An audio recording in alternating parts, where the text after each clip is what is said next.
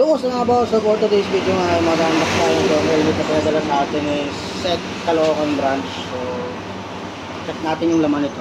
Then, tingnan natin kung quality ba yung laman. Ay, simulan natin ito kasi. So, pagpukas mo ng mayroon siyang kasama na malakaba na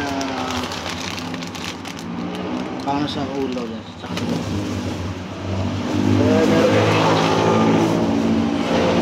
Dual visor lens. So hindi siya makapal sa bossing. So manipis lang siya. Siya kagaya sa ibang helmet na makapal talaga. So manipis na lang. Easy to bend lang. Then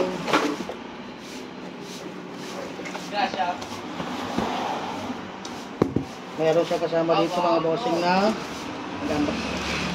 may spoiler dito sa likod. So may ito niya. May kasama siya dito screw, saka nasa 3M na tape para sa kanyang spoiler. May ito na yung kanyang box. So sa box nga medyo malipis lang yung box niya. Pero good quality naman yung kanyang sec bag. Sa natin yung box.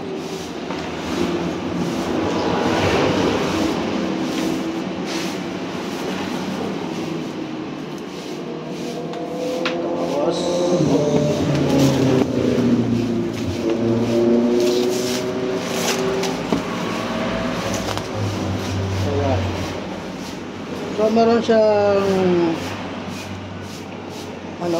visor na metallic silver. Ayan. Then naka dual visor na rin siya. So check natin. So ito pala mga boss ay isa ng modular helmet siya. So forma niya mga boss. Then modular visor na siya. So ito may click siya dito. Click ko lang. So parang naka-half face mga boss. So ito yung ginaganda dito. Kasi modular. So ito yung model na Sec Revolt. Ay saka mo yung boss. Ito mga boss.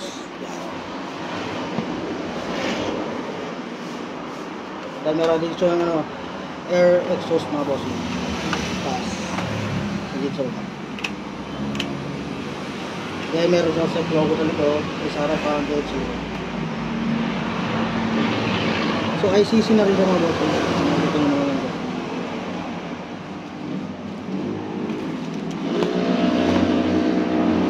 Okay pare. So ito na siya mga bossing pag tinanggal na yung